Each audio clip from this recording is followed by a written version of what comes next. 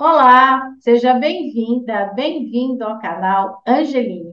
Hoje vamos conversar com a psicóloga e espírita Edna Cândido de Carvalho. Ela faz um estudo sobre Joana de Ângeles, que é a mentora de Divaldo Franco. E antes de começar essa nossa conversa, eu te faço aquele convite. Se você ainda não é inscrito, faça sua inscrição aqui no canal Angeline e também nos acompanhe pelo Spotify. Deixe seus comentários, deixe suas sugestões, nos dê um like e você colabora para disseminar cada vez mais a cultura do encontro e a cultura da paz.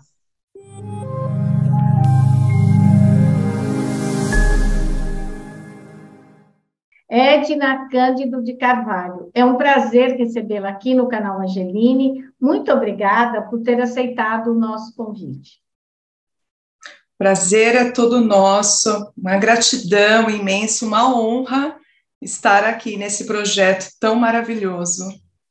Olha, a Edna está aqui, ela é psicóloga, ela trabalha na área há 22 anos e trabalha também, atua junto a um centro espírita há 28 anos.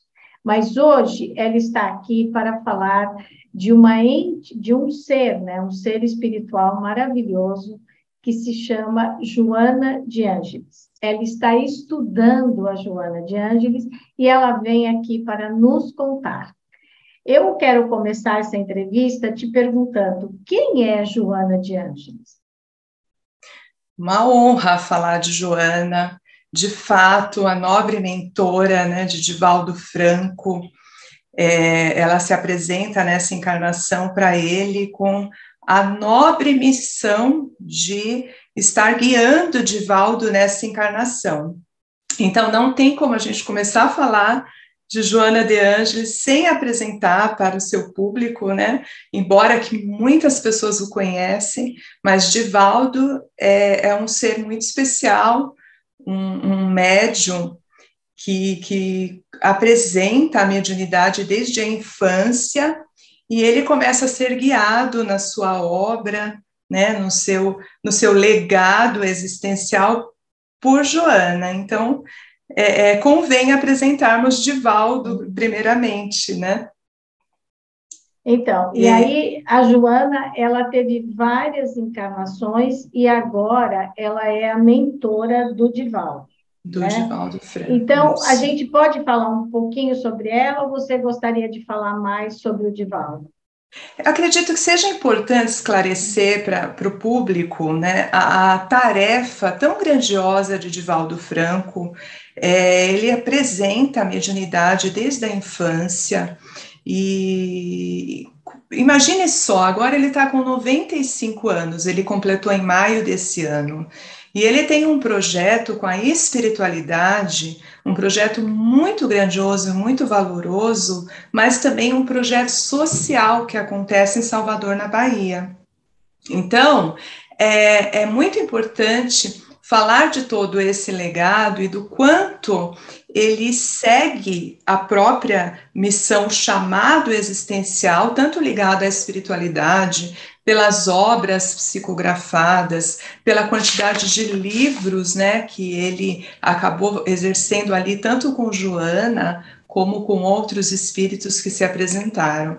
Para você ter uma ideia, Cris, a Mansão do Caminho, que eu acho até importante aos interessados, né, conhecerem mais esse projeto, é uma área que comporta 80 mil metros quadrados. Então, ali existe todo um trabalho assistencial, um trabalho de formação para as crianças, escola, creche, ambulatórios, de serviços médicos, psicológicos e um centro de parto, né, que também é feito para as pessoas carentes lá em Salvador. Então, Divaldo, além das obras, dos livros psicografados, ele tem esse trabalho social que foi avisado pela nobre mentora a ele teve, né, assim, um preparo espiritual para entender a grandiosidade que seria esse legado existencial. tanto com a espiritualidade, como na assistência material propriamente dita. Então, foi a Joana que, na verdade, ela vai conversando com o Divaldo e ela sugere esse trabalho social, que, sem dúvida, deve ser de muita importância em Salvador, né? E um exemplo também a ser seguido por outras localidades. Com certeza, porque assim, Joana aparece para Divaldo na infância como um raio de luz. Ele não consegue vê-la propriamente dita, assim, mas no ano de 1944, quando ele passa por um adoecimento, que ele fica acamado por meses, ele ouve aquela voz melodiosa, sempre o estimulando para seguir aquele momento difícil que passaria, sustentando, uma voz que sustentava. Mas em reunião mediúnica no ano de 1945, exatamente no dia 5 de dezembro, ela psicografa pela primeira vez com o Divaldo, através da mediunidade dele. E ali começa uma relação de aproximação, de aproximação sempre existiu pela vida, mas no exercício da mediunidade, aquele treino, aquela singularidade entre o espírito e o médium propriamente dito. E aí eles combinam um horário, ela combina com o Divaldo um horário. Para você ter uma ideia, era sempre às 11 horas da noite, porque ele não tinha tempo livre, ele trabalhava durante o dia, enfim, e eles vão fazendo os exercícios da psicografia até chegar à intenção da série psicológica, que é o que propriamente nós vamos falar bastante aqui também, que é um legado que fica aí para toda a humanidade que queira pesquisar, ler e debruçar. Bom, muito suspeita eu sou a falar, né? Porque os textos de Joana são envolventes. Mas aí, dá para explicar um pouquinho a história da Joana até chegar aqui? Sim, dá sim. E é muito importante, porque nesse artigo científico, que inclusive eu estou escrevendo em parceria com a minha amiga Regina Sartro, através da orientação do professor Jorge Miklos, né, que é um ser que aceitou conosco esse legado, né? Você o conhece, ele é brilhante. Ele já deu entrevista aqui sobre o sagrado, ele é maravilhoso mesmo. Maravilhoso, e eu brinco com ele, que é aceitar também esse desafio conosco, né? E nós estamos estudando as encarnações dela, exatamente pensando neste processo de desenvolvimento desse ser. Né? Então, quando nós pegamos a psicologia analítica, as obras de Carl Gustav Jung, ele fala muito do processo de individuação, que é um processo que nós vamos fazendo esse significado na nossa vida, entrando em contato com o nosso eu interior, nosso self, né? Mas Jung pensa nesse processo, nesta vivência, e nós estamos ampliando essa reflexão para as várias encarnações de Joana, tá? Então, nós temos, assim, referência até passada por Divaldo, esclarecida por ele, e através dos estudos, que são as 4 principais. Provavelmente ela teve muitas outras, né? Mas, assim, se estuda e se tem como referência as 4 principais encarnações. Então, seria Joana de Cusa, que ela teve um contato com Jesus, né? Com Cristo, então ela era esposa de Cusa, um alto funcionário de Herodes, né? E era um homem que se perdia muito ali entre as vantagens, né, tanto financeiras da corte e também em estar fazendo serviços ali propriamente dito. E Joana, naquela época, ela se sentia muito assim, insatisfeita com a forma como o marido funcionava e a sua atuação. E quando ela ouve falar de Jesus, ela fica encantada por ele, pelo legado, e quer ouvir esse homem falar, e uma mulher muito determinada, ela consegue dar um jeito de sair, ir até onde as pessoas se reuniam, para poder ouvir um pouquinho sobre Jesus. E aquelas palavras a tocam profundamente, e ela sente que é aquele legado que ela quer para a vida, mas o próprio Jesus a estimula em continuar ao lado do seu marido, estando com ele e seguindo aquele que seria o seu destino. Como esposa, né, que ela teria ali uma função importante. Enfim, os anos passam, a gente vai resumindo, né, Cris, porque a história claro, é encantadora, isso, né? É encantadora, a gente dá vontade, só de Joana de Cusa dá vontade de ficar falando várias horas, né? E ela não nega Jesus, mas nós sabemos, através da história, né, do conhecimento de todos, que aqueles que não negam Cristo acabam sofrendo penas, né? E ela chega a pagar com a própria vida e sendo queimada com um filho, que depois nós viemos saber que ele faz parte da Mansão do Caminho, da fundação da Mansão do Caminho com o Divaldo, sendo um amigo do Divaldo, e ela paga com a própria vida. Então, uma mulher que mostra, desde essa primeira etapa reencarnatória, a sua complexidade, a complexidade que existe nesse ser e o quanto ela é uma pessoa determinada e segura dos seus propósitos, né? Então, ela marca a história desde então. Daí tem a segunda, que ela Seria volta. seria Clara de Assis, né? Um movimento muito importante, porque na história, como Clara de Assis, ela acaba sendo uma auxiliar muito importante de Francisco, e ela faz o repertório que Francisco de Assis faz, mas num movimento feminino, né? Então, a Ordem das Clarissas, então, acaba sendo um movimento também que vai cada vez mais despertando essa força, essa garra, essa determinação, né, pelos seus propósitos.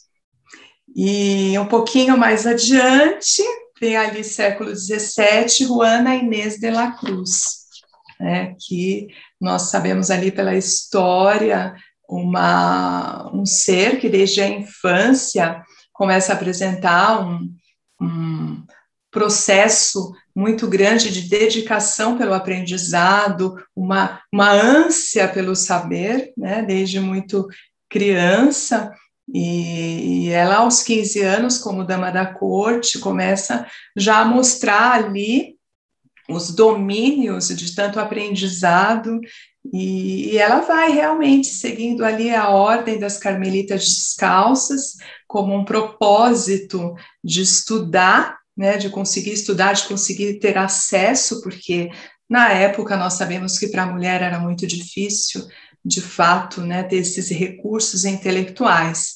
E aí é vasto o campo de estudo dessa pessoa, né, dessa mulher incrível que faz ali um movimento do feminismo, né, conseguindo colocar a oportunidade da mulher trabalhar os recursos intelectuais, né, fazendo esse movimento e mostrando a que veio, né, muito forte. Juana Inês, muito forte. Uhum. E daí agora, então, ela vem como Joana de Ângeles. Aí temos ainda a Joana Angélica de Jesus, Ah. um pouquinho mais adiante, que seria a quarta, né? Então, quatro encarnações, e depois ela como mentora de Divaldo.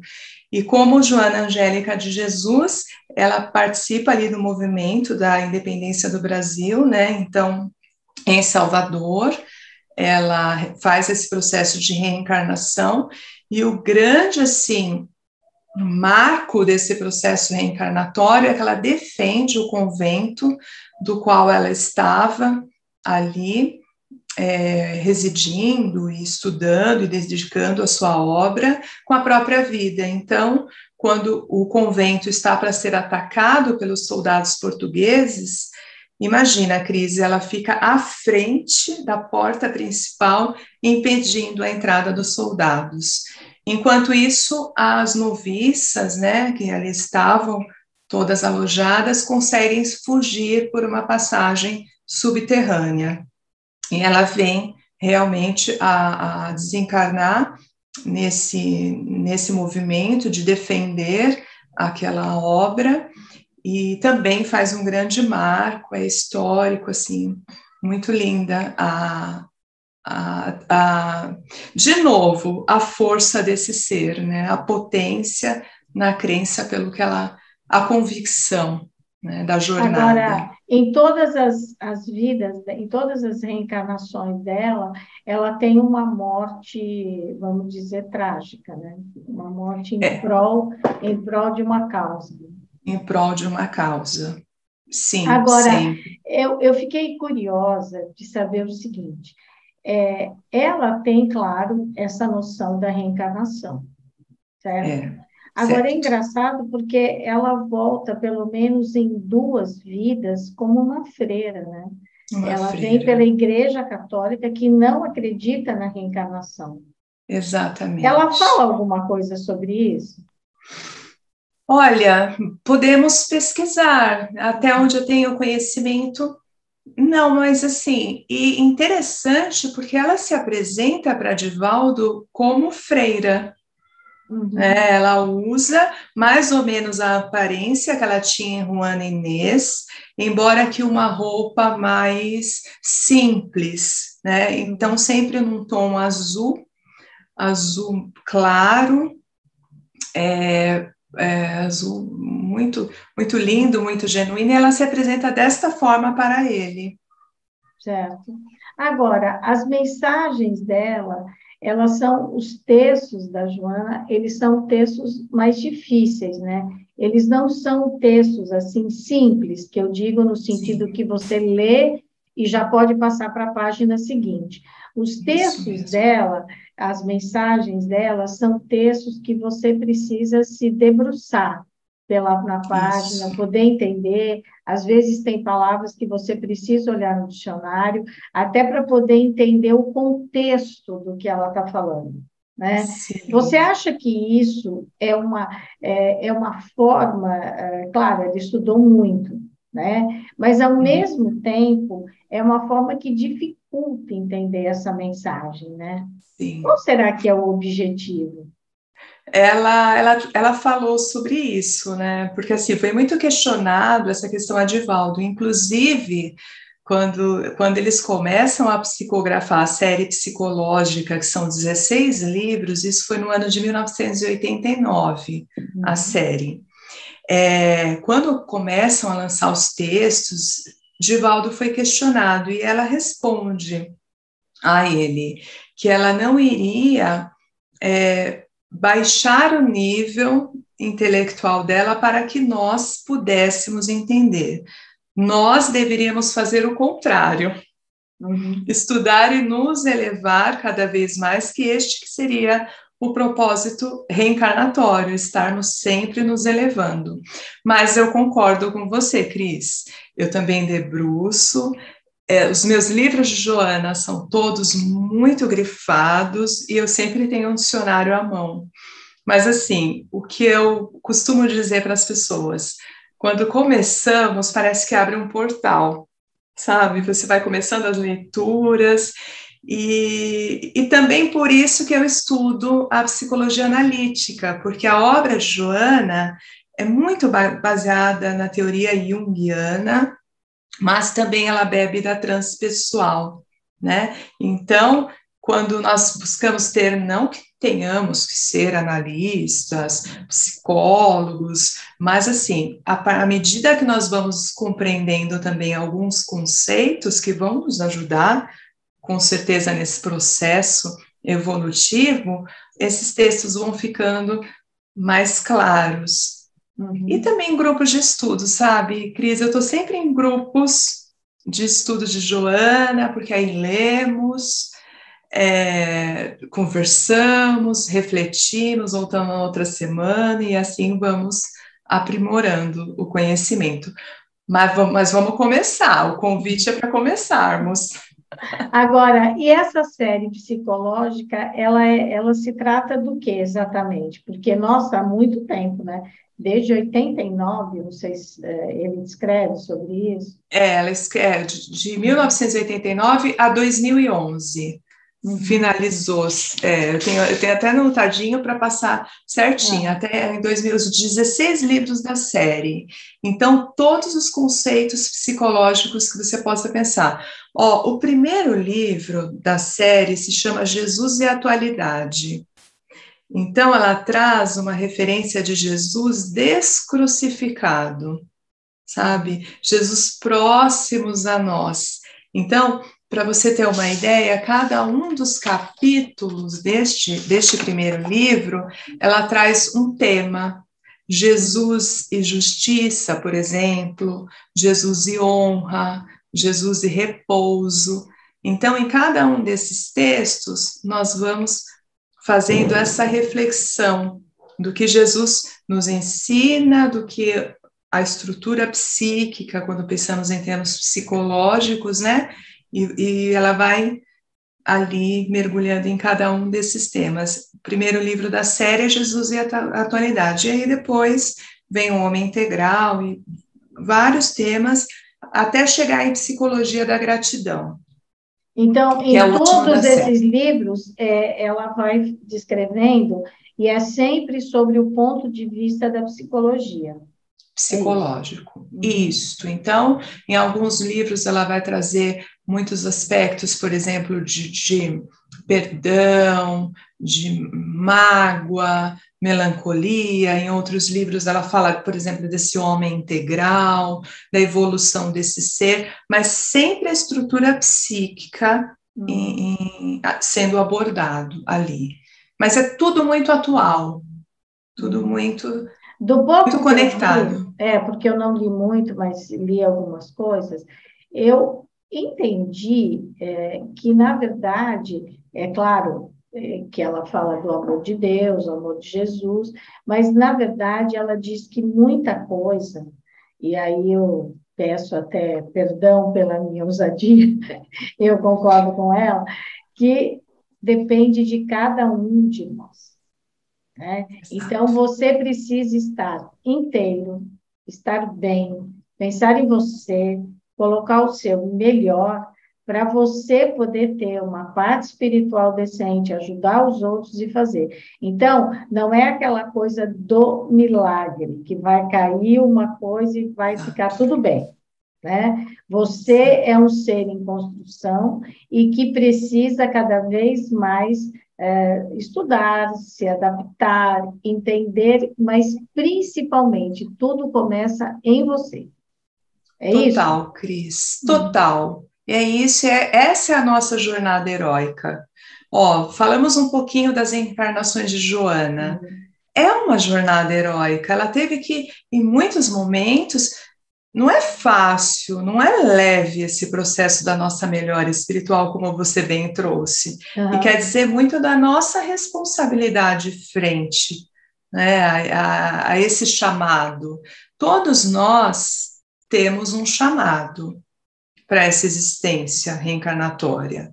Então, muitas vezes ficamos vacilantes, ficamos procrastinando algumas ações, né? Ficamos presos também em elementos difíceis para nós acessarmos. Com certeza, quando Jung fala da sombra, daquele lado do que eu não quero ver, do que eu não quero entrar em contato, porque de fato é muito difícil, né? E na sombra não estão só os defeitos, estão também qualidades que muitas vezes ficam guardadas lá escondidinhas e eu não acesso para a minha Uhum. melhora, para o meu crescimento, porque dá trabalho, né, Cris? Isso, dá mesmo.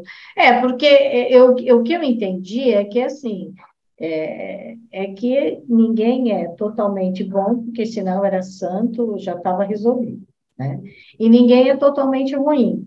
Então, às vezes, o que as pessoas fazem é deixar alimentar. né? Ou que fala ruim o tempo inteiro, ou que fala bem.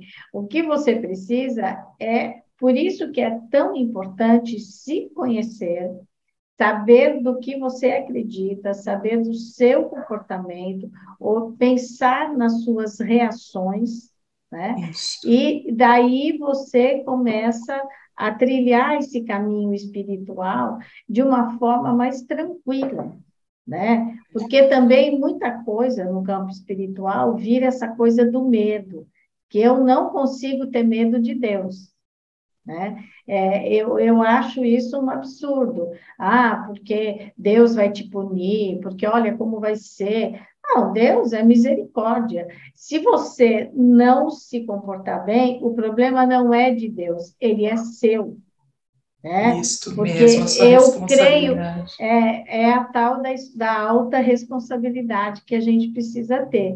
E pelo que eu vi dos textos dela, eu entendo que ela é isso que ela fala, né? Essa essência de você começar a assumir e, ao mesmo tempo, é como se você fosse se estudando, né? Se Exato. fosse se analisando, se conhecendo, olhando cada dia o seu comportamento, as suas reações, né? Eu queria que você falasse um pouco sobre isso, nessa psicologia e a questão espírita, sabe?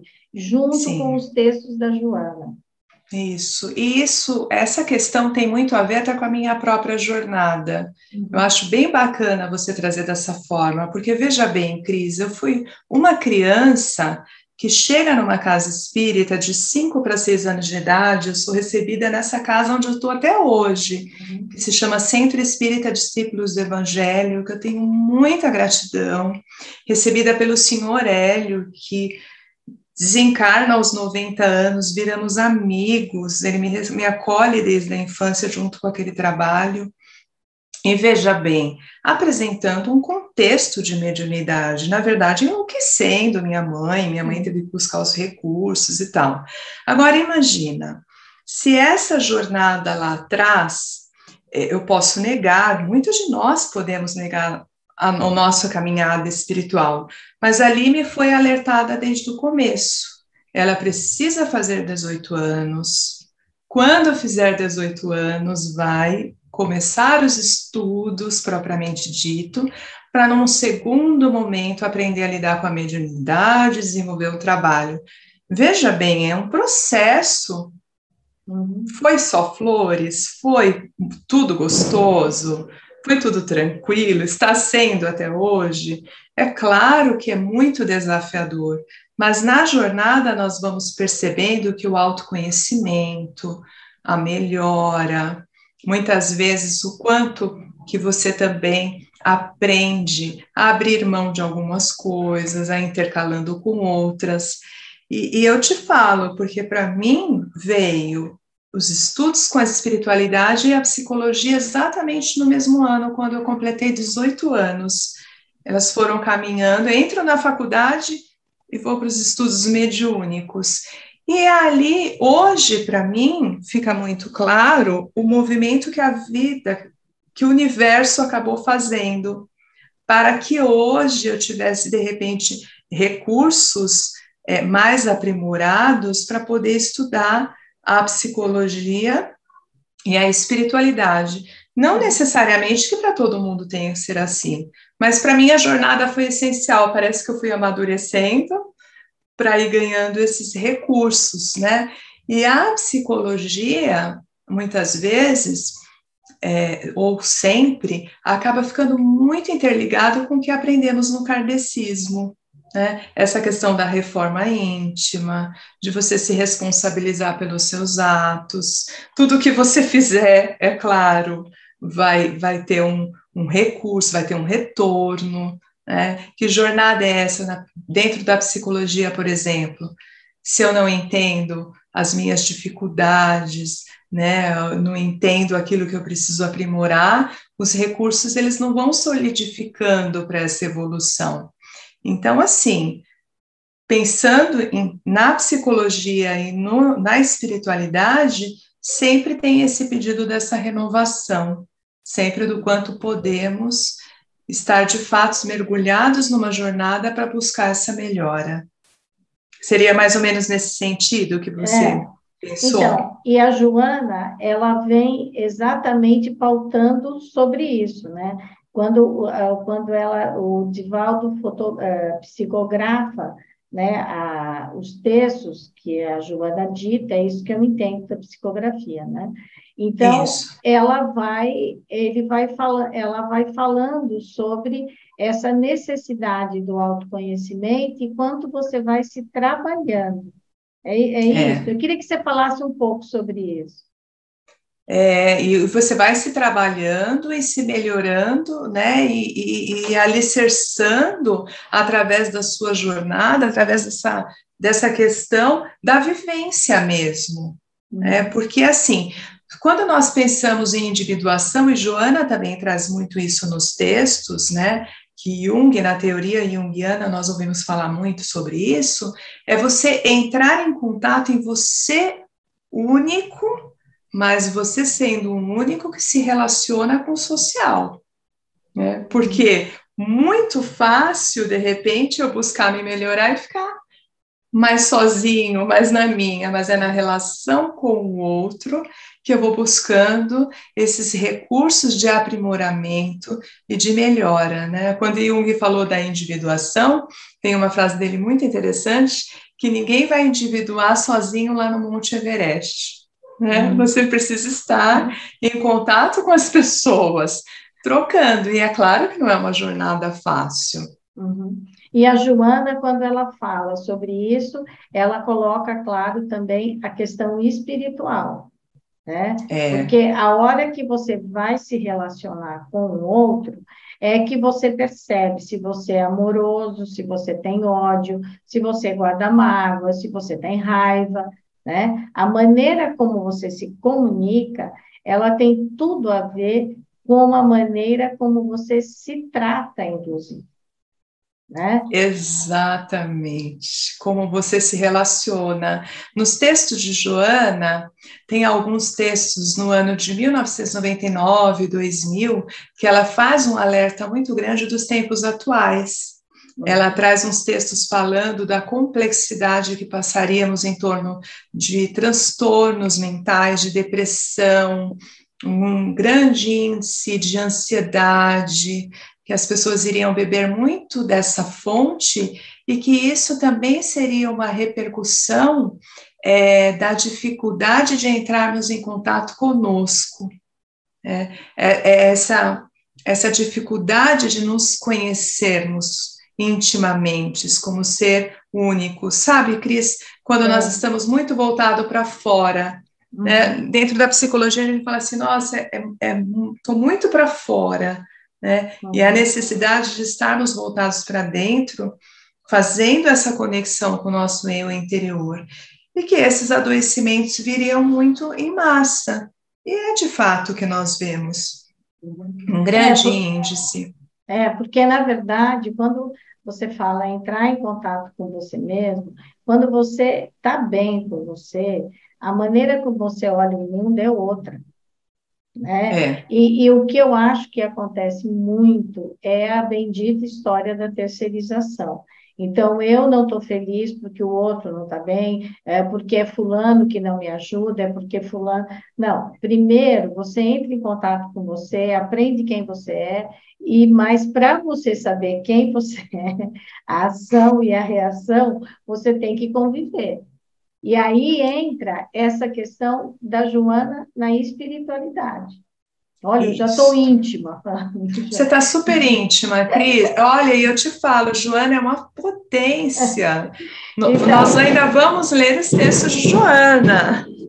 Vou te mas convidar para um grupo de eu estudos. vou. Então, assim, essa questão da espiritualidade é que também nos vai tornando mais doces, mais delicados, né? Saber ouvir o que o outro fala, prestar atenção, porque assim, quando você percebe, já foi.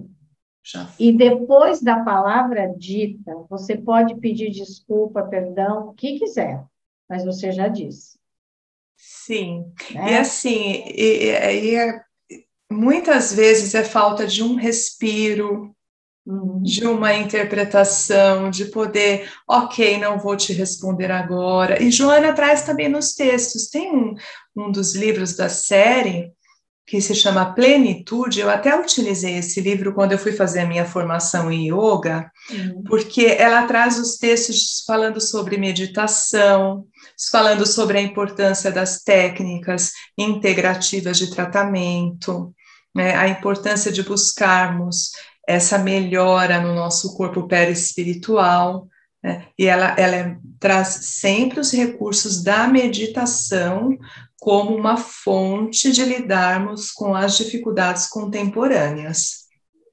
Ela é uma É mulher mesmo. incrível, ela abrange tudo, Cris. É uma pessoa que estuda, né? Como eu digo, né? O conhecimento é libertador, né? E É aí libertador. você abre a sua cabeça, né? Edna, o que mais você acha que é muita coisa importante do que a Joana deixa de mensagem? Mas você tem alguma que você destacaria? Eu acho assim muito especial poder contar que Divaldo teve uma época em que ele estava muito angustiado, né? Passando por um momento difícil, e ela de repente apareceu para ele e disse: Divaldo, o que acontece? O que está te passando? Aí ele diz assim: a senhora escreve para tantos. Eu tenho aqui tantas mensagens e a senhora nunca fala comigo, nunca me dá respostas, né? E aí ela diz assim: Divaldo, releia os textos. Eu sempre escrevo tu, ti. Eu escrevo na segunda pessoa do singular, é para ti que eu escrevo. E aí, de fato, ele pegou as mensagens e foi lendo, e era como se aquelas primeiras mensagens que eles tanto ficavam ensaiando eram alertas para ele, do quanto vinham ali respostas de questões que ele buscava, que ele ansiava, desejava querer, mas ele não tinha identificado de que aquelas psicografias caberiam primeiro a ele, né? Tanto que essas não foram publicadas, eram de fato aqueles testes, eles ficaram treinando muitos anos, né? Desenvolvendo essa habilidade da mediunidade. Então, veja como é importante, o quanto esses amigos espirituais, eles estão o tempo todo também nos acolhendo, nos dando ensinamentos, respostas, oportunidades de reflexão. E precisamos estar atentos, né? Veja, aconteceu um ser tão iluminado como ele, tão preparado, porque imagina ao longo de tantas encarnações para estar com Joana, e ele não tinha se atentado de que aquilo valeria para ele. Quando eu soube disso, Cris, fui correndo pegar os meus trabalhos mediúnicos, falei, nossa, deixa eu rever essas questões, que será que tem para mim? Então, agora, isso eu queria entender. Então, quando uma pessoa começa a psicografar, ela faz, então, um acordo com o mentor e diz: primeiro a gente vai fazer um treino, para depois a gente escrever um livro? É assim que acontece? Convém muito, convém sim, porque nós temos até na história, na espiritualidade, um ser que quer se usar os dotes mediúnicos daquele ser encarnado, e teve um relato muito engraçado que o espírito comunicante ele era muito acelerado, pensamentos muito rápidos, e o médium era mais tranquilo. Então, veja, até esse comparativo dessa força dos sentimentos, das emoções, né, precisam ser ajustadas para que, de fato, a comunicação ela seja o mais verdadeira possível. Então, é um trabalho muito grande também do trabalhador com a sua mediunidade, sabendo a responsabilidade de estar a serviço com aquele ser comunicante e seguindo até, eu diria, até alguns protocolos mesmo, próximos aos dias das reuniões mediúnicas, mudanças de condutas, tudo interfere. Eu te falo algumas coisas, assim, alguns ajustes que eu fiz por desejo próprio, mas que mudaram bastante na questão da comunicação nos trabalhos mediúnicos. e fazem diferença, sim. Vai acontecer um ajuste, assim como acontece com nós encarnados. Não é? Quando vamos desenvolver um trabalho com alguém, a afinidade vai estreitando, a comunicação vai ficando mais precisa, né? É do mesmo jeito, só que num outro plano. Quando você diz esses ajustes de conduta, significa alguma restrição alimentar, uma restrição de bebida, você se prepara para aquele momento, é isso? É isso. Alguns trabalhos mediúnicos têm como protocolo, por exemplo, os trabalhadores da cirurgia espiritual, né? Se chama, em algumas casas, fluidoterapia, na casa onde eu trabalho é assim. Nos dias dos trabalhos, aqueles que ainda têm o alimento da carne, por exemplo, naquele dia tem a abstenção da carne, não come carne, não faz uso de bebida alcoólica. Um trabalhador do passe, por exemplo, alguém que queira muito fazer o passe, trabalhar com essa mediunidade, e faz, por exemplo, o uso de cigarro, ele precisa primeiro rever essa questão para que depois exerça o trabalho, porque tem a troca fluídica. Nós somos um corpo físico, mas nós somos um corpo perispiritual também. E essas trocas acontecem através do corpo perispiritual. Então, muitas vezes atrapalhamos a equipe espiritual ao invés de ajudar. Entendi. Com as nossas Agora, quando você fala das cirurgias espirituais, as pessoas têm um problema, e elas vão lá para se cuidarem. Eu entendi que você faz parte desse grupo e você prepara esta pessoa para o dia da cirurgia. E você daí une a sua profissão, que é a psicologia, junto com a espiritualidade. Exato.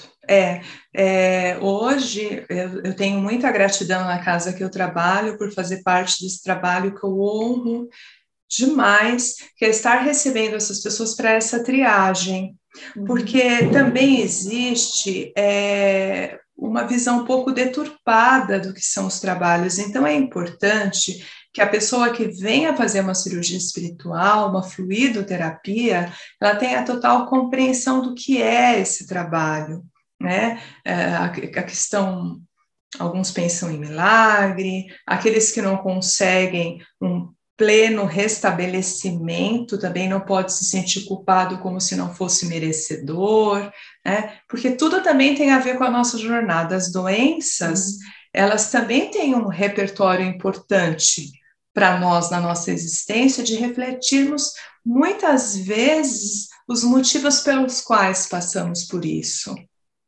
O próprio Divaldo tem alguns acometimentos no corpo físico, de algumas dores que ele passa numa jornada de muitos anos e que ele já tem a compreensão do porquê passar por essa jornada, que aprendizado é aquele que está sendo instalado. Então, quando eu falo para você que dentro de uma casa espírita o trabalho da orientação, ele é muito importante, porque aí a pessoa se faz como participante no tratamento, não só ficar passivo esperando, sabe? Aí é importante, a gente volta ali nos textos da Joana, né? Que é essa importância de você se conhecer, de você querer uma mudança, e tudo vai partir de você, não é um milagre. É verdade. É isso mesmo. Por isso que o autoconhecimento é tão importante, por isso que eu divulgo muito, Joana. Eu digo para as pessoas próximas a mim, vem estudar, não é tão difícil assim. Vamos pensar junto. Que bom que nós vamos usar um dicionário. Não é? É tudo um conhecimento mesmo, né? Mas, Edna, fala mais um pouquinho da Joana, conta mais alguma coisa dela. Essa série psicológica, quando você vai lendo, Cris, assim, você vai pegando e você vai entendendo que os temas, os títulos dos livros, eles têm muito a ver com aquilo que está sendo oferecido naquela leitura, sabe? Então é muito interessante, por exemplo, eu estou com um livro aqui na mão, Conflitos Existenciais, você pega ali, aí ela vai trabalhando, ela começa falando da preguiça, por exemplo. Aí, daqui a pouco, ela vai alinhavando com outros temas. Você fala assim, nossa, mas será que tem um viés? Mas ela vai encontrando uma consonância, sabe? Ela traz, por exemplo, a preguiça como um conflito existencial. Por quê? Porque imagina, eu procrastino, eu deixo de aproveitar a minha existência, aí partindo daquilo, eu vou angariando débitos, por exemplo, eu vou deixando de traçar processos evolutivos, né? Então, vai sendo uma jornada surpreendente a leitura, né? E eu acho muito bonito também que ela traz um ressignificado para aquilo que normalmente nós ouvimos na sociedade. Por exemplo, falamos muito em gratidão, e aí ela fecha a série psicológica com o livro Psicologia da Gratidão, mas ela nos convida a pensar o que é a gratidão, sabe? Que elemento é esse? Que sentimento é esse que muitas vezes nós acabamos até banalizando? Eu estou entendendo o que é. Porque, na verdade, a gratidão é: eu sou grata a você pelo que você me fez, né? Por uma coisa maravilhosa que fez sentido ou diferença na minha vida, né? Eu sou grata a Deus porque eu entendo que Deus me deu a vida. Agora, quando você me dá um copo d'água, eu te digo obrigado. Eu não preciso tomar um copo d'água e falar: gratidão. Eu acho que é aí que você banaliza, né? É, Porque a gratidão é uma coisa que, tudo bem, você está com sede, você bebeu água, bom, muito obrigada, né? Porque é um gesto, tá certo? Agora, quando, a não ser que é uma pessoa que está no deserto e de repente aparece alguém com uma garrafinha d'água, daí gratidão mesmo, né? Mas, ou então eu pego aquela água, eu vejo que você está triste, eu pego aquela água, eu te dou com carinho, eu te cedo com uma palavra, isso, né?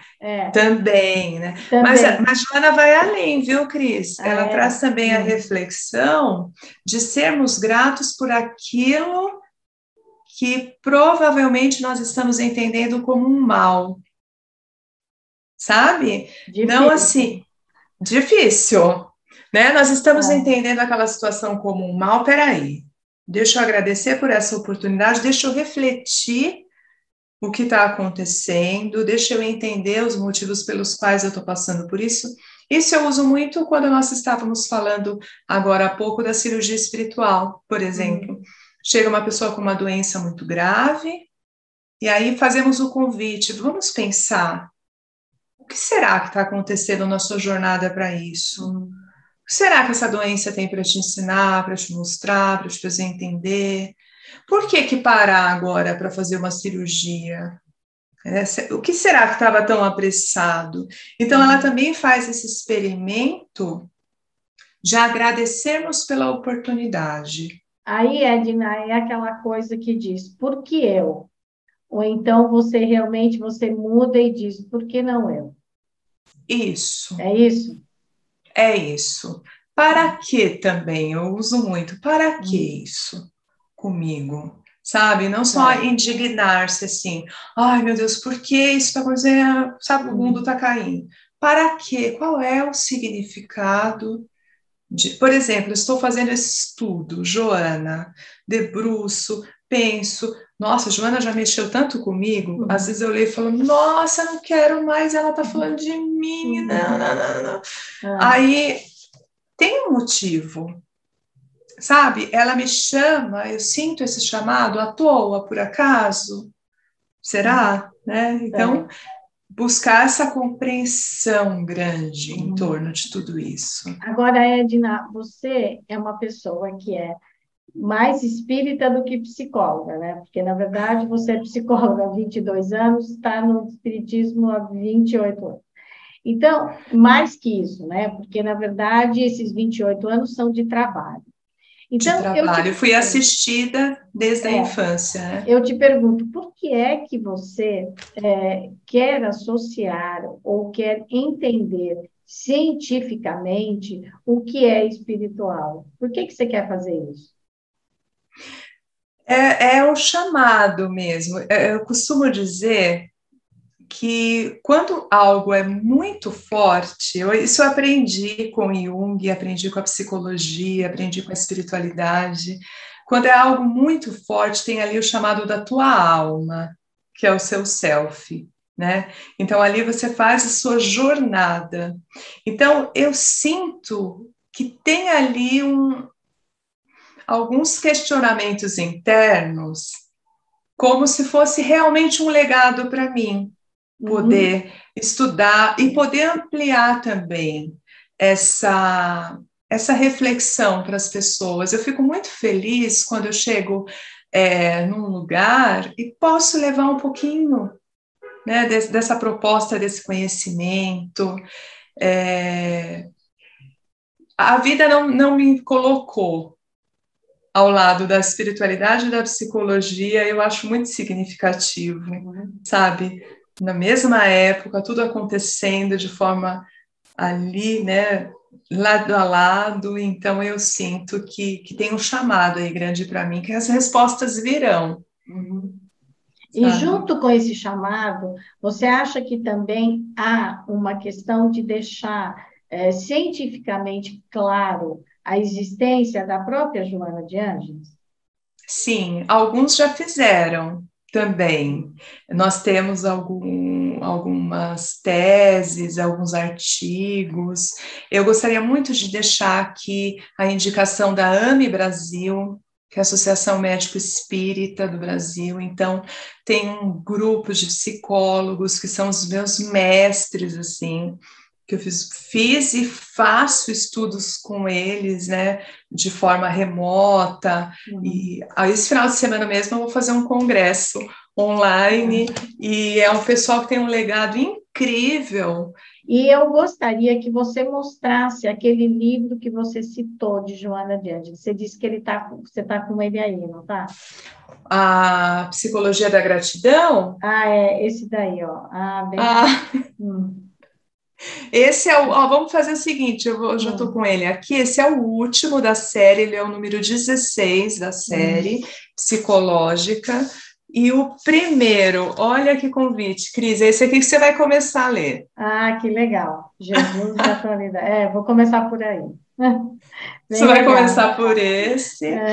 Então, agora, todos esses grupos, e hoje em dia, há uma facilidade muito grande para quem queira estudar, né? Então, você pode acessar um grupo que faz online, você pode ir num grupo mesmo, numa casa espírita que tem muitos cursos, né? E começar a se aprofundar. Necessariamente, a pessoa não precisa ser espírita para fazer esses cursos, mas o que é importante é que ela busque o conhecimento e passe a entender um pouco, né? Porque quando você fala em psicografia, em coisas, parece assim, nossa, mas de onde vem isso? As pessoas, geralmente, elas têm muitas dúvidas sobre isso. Né? Então, não é dúvida de não acreditar, mas é dúvida de querer entender. Eu diria que não são dúvidas, são questionamentos. Exatamente. Né? Que a pessoa quer saber. Então, se você faz um curso, se você ouve quem tem conhecimento de fato, você começa a entender um pouco o que acontece, não é verdade? Exatamente. Eu também costumo dizer que não precisa ser psicólogo para ler Joana. Aqui também a gente escuta falar, mas eu não vou ler porque eu não vou entender os conceitos. Mas não precisa necessariamente ser psicólogo. É claro que, através da leitura, vez ou outra, ela coloca um termo que vai nos chamar a tentar entender. E muitas como qualquer vezes, livro, né? Você não entende uma palavra, você vai lá buscar. Hoje em dia é tão fácil, né? Você nem precisa ter o dicionário, põe lá no Google que vai aparecer. Vai aparecer. E os grupos de estudo eu faço, estou em alguns e sempre vou continuar fazendo, porque eles vão, além da sua leitura, você vai tendo a troca, né, gente? A troca é incrível. Isso é enriquecedor, porque é a mesma coisa que eu li, eu entendo de uma forma, você entende de outra, e a gente, na conversa civilizada, passa a entender, a trocar, e às vezes nem sempre aquilo que eu pensava era exatamente o que queria dizer o texto. Aí você escutando a outra pessoa, você diz, agora eu entendi de fato o que acontece, né? Sim, e É bem também eu importante acho. essa troca. E é uma delícia também quando você pega, por exemplo, dentro da doutrina espírita, eu peguei livros agora que eu já tinha lido há 20 anos atrás, livros básicos, doutrinários. Falei, nossa, estou aprendendo tudo de novo, não tinha entendido isso, não tinha visto dessa maneira. Então, é claro que a nosso amadurecimento, imagina, se eu li há 20 anos atrás, eu tinha 20 e pouquinhos anos, né? Agora eu tenho uma outra maturidade, uma outra compreensão para poder estar alicerçando esses conhecimentos. Agora você ressignifica, né, Ed? Ai, que lindo, adoro essa palavra, Cris. Eu adoro também, porque eu acho que uma coisa que você vê, por exemplo, da sua infância, que você conta, quando você conta hoje, a maneira que você viu aquilo, você já vai ressignificando, não é que você muda a história. Você, É, muitas vezes, quando está contando um fato, você começa até a entender o que rolou, e que na época você não entendeu, né? é Não, eu verdade. adoro fazer isso. Eu acho que a gente vai ressignificando, não significa que você muda a história, você só vai entendendo o que rolou de fato. É como algumas pessoas falam assim, nossa, eu vou ter que mudar de psicólogo por algum motivo, não sei o quê. Ah, não vou, porque eu vou começar a terapia tudo de novo, vou contar minha história de novo. Eu digo, não, você vai contar a sua história por um outro prisma, porque agora você é outra pessoa. Mas Não é? é isso mesmo, é bem interessante isso, né? Agora, nesses estudos da Joana, eu fico assim curiosa. Ela nunca estudou psicologia? Aparece em algum lugar que ela tenha tido contato com alguma coisa do Jung, alguma coisa assim? Ou isso não aparece dentro da história dessas várias reencarnações dela? Ela conta que na espiritualidade ela foi muito preparada, ela estudou bastante. Não tem o relato reencarnatório dela como psicóloga ou médica, alguma coisa nesse sentido. Mas eu tenho relato de que na espiritualidade ela estudou muito psicologia e que, inclusive, ela foi responsável por preparar uma série de psicólogos para o seu processo de reencarnação. Entendi. Tá? Então ela teve muito acesso. Uma coisa muito importante que eu não posso deixar de falar é que tem um texto que Joana assina no Evangelho segundo o Espiritismo, aliás, 2 textos na codificação de Kardec, né? Então, o texto intitulado como A Paciência é dela, ela assina como espírito amigo esse texto, ela não assina como Joana de Ângeles. E um outro que é aquele dar-se àquele que tem, que é o capítulo 17, os itens 13 e 17 do Evangelho. Então, ela tem também essa participação na codificação. Eu acho muito importante falar, né, de todos os lugares, assim, que permeiam Joana. Porque Joana é uma pessoa, assim, intelectualmente muito preparada, né? Espiritualmente, então, nem vou discutir, porque não é não é da minha alçada, né? Imagino que muito elevado, né? Mas intelectualmente ela é uma pessoa que demonstra muito conhecimento, né? Muito. E Como Juana conhecimento Inês, né? moderno, né? Conhecimento moderno. Essa coisa da psicologia de hoje, de coisas que antes não se falavam. Muito atual, né? Ela vai trazendo os conceitos, né, de uma forma muito atual. E isso ela mostra nas encarnações, né? Por exemplo, como Juana Inês, aos 15 anos, quando ela é colocada ali e para ser questionada dos conhecimentos, as pessoas vão ficando pouco abertas, né? E são essas questões que a gente fala, não tem pessoas que nós conversamos assim, falamos, nossa, como que ela sabe tudo isso? Como que domínio, né? Eu já penso em reencarnação, Cris. Para mim não tem jeito. Eu já fico pensando quem é essa pessoa integralmente ali. E a Joana fala alguma coisa sobre como é o mundo lá, o mundo espiritual, o outro lado? Ela fala que lá é igual aqui, né? Mas diferente, assim, pelas possibilidades, assim, os espíritos no geral falam, né? Mas ela conta muito do quanto ela aproveitou o tempo na espiritualidade para estudar também, para se preparar, para alicerçar. Você sabe, Cris, que quando o E ela, Divaldo... desculpa, deixa eu te perguntar isso. E ela, a última, ela já fez todas as reencarnações, ou ela diz que ainda pode reencarnar? Pode reencarnar. E provavelmente o que se sabe, o que o Divaldo comentou, é que eles vão trocar. Ele que seria um mentor. Ela Dela. viria reencarnar e eles poderiam possivelmente fazer essa troca.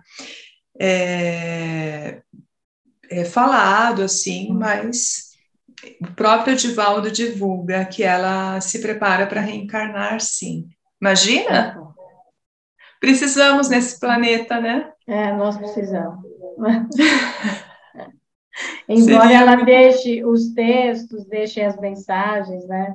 Mas a gente está precisando aí, né, de alguém firme, forte e doce, E doce, e leve. doce, leve. O Divaldo sempre diz, né, que quando ela chega, onde ela chega, fica um perfume de rosas, né?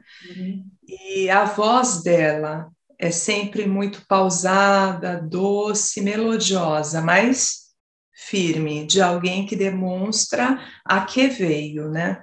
Uhum. Sim, Porque você realmente você pode ser firme e não precisa ser grosso para isso, né? Basta você ser gente civilizada, né? Quando você dá uma ordem, às vezes tem pessoas que não precisam dizer nada, basta fazer um olhar que você já entendeu tudo, sim. né? Oh, Então, a maneira como você também se posiciona, esse também é um marco dela, né? A maneira, a é. postura dela, a maneira como ela passa a mensagem, não é? É verdade. E isso é bem característico daqueles seres que já estão muito seguros e convictos, né, da bagagem que possui, mas não no sentido de orgulho. Uhum. Ao contrário, quanto mais iluminado o ser, mais acessível ele é. Interessante, É, né? É uma nobreza. Mas assim, passa a segurança, o domínio, porque entenderam o propósito existencial. Quando nós entendemos o nosso propósito existencial, tudo flui, é. sabe? Vamos aqui, tropeça, mas a coisa vai, você entende o seu legado existencial. Porque o conhecimento é libertador, mas o conhecimento é enorme.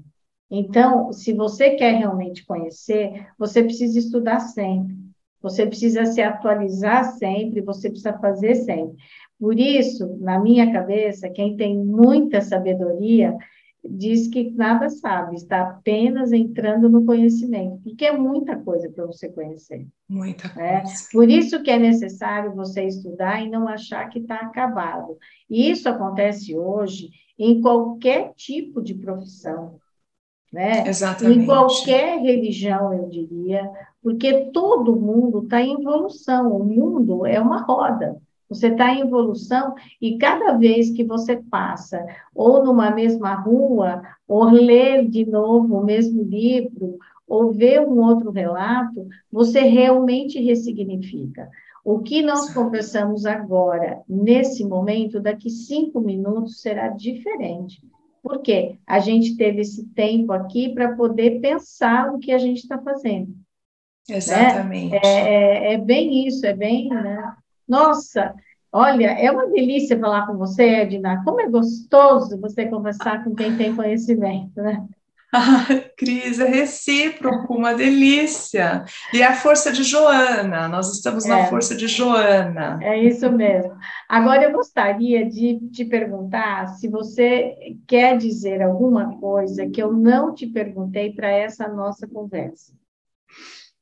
Eu gostaria de deixar o convite para todos aqueles que estão aqui nessa egrégora, que é esse canal, o convite de vir debruçar um pouquinho conosco nessa leitura, nesse conhecimento, nesse encantamento que é a Joana, né? Embora ela sempre pede para não ser tão exaltada, né? Ela tem convicção de que não precisa disso, mas nós não temos como não falar ainda assim, ainda estamos muito na matéria, a gente acaba, né, exaltando bem esse ser, mas assim, pela grandeza de alma.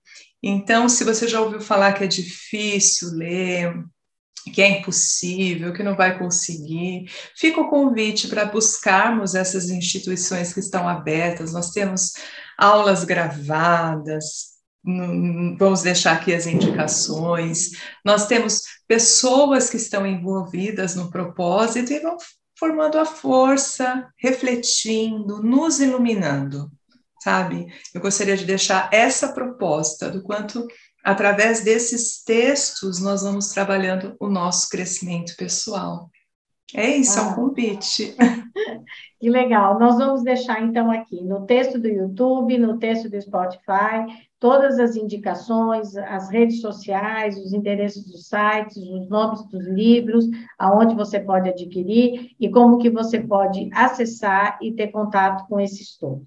Tá certo? Combinado, combinadíssimo, Cris. Agora, olha, agradeço aqui também ao professor Jorge Miklos, que foi quem me indicou você, né?